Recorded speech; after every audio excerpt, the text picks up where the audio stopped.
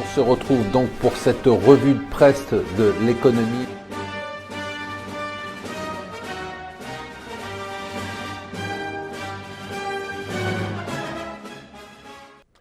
Bonjour et bienvenue sur Mon Financier pour la revue de presse de l'Écho. Nous sommes le vendredi 1er avril. On ne fera pas de blague.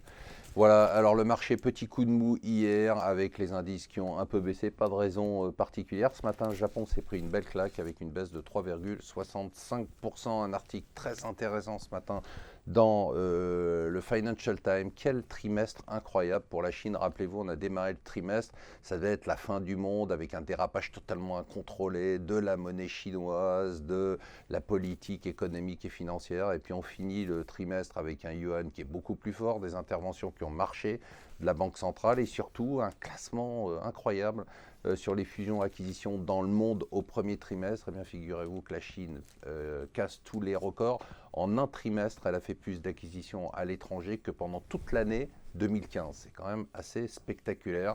La seule acquisition qui, elle, ne marche pas, alors on n'a rien compris à cette histoire, c'est Handbang qui avait remonté son offre sur les hôtels Starwood et qui décide du jour au lendemain d'abandonner son offre. Je vous rappelle que dans la newsletter, on vous expliquait que le gouvernement était contre. Je pense que le patron de Handbang s'est dit qu'il allait se retrouver en prison et qu'il valait mieux ne pas avoir d'hôtel et ne pas être en prison.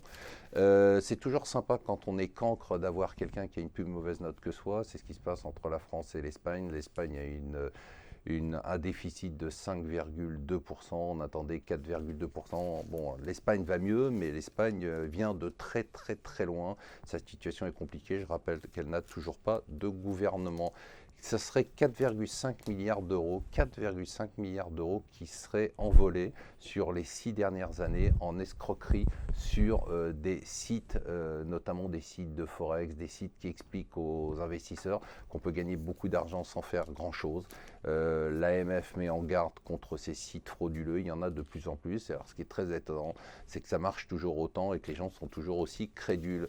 Si vous partez en vacances cet été, ce qui risque d'être le cas pour beaucoup d'entre vous, je pense qu'il vaudra mieux ne pas prendre Air France, parce que Air France vient d'annoncer qu'ils voulaient doubler la capacité de Transavia, donc leur low cost, d'ici 2020. Ça veut dire qu'on va se taper des grèves de pilotes de ligne, probablement, bien évidemment, quel jour? Le jour des départs ou le jour des arrivées. Et le cauchemar, pour terminer, c'est la une du Parisien, une photo de François Hollande, présidentielle 2017, et pourtant il y croit encore. Et du coup, on se demande s'il ne va pas avoir un autre coup de bol comme en 2012 avec DSK en 2017. Et là, je me jette par la fenêtre. Voilà, restez avec nous sur Mon Financier.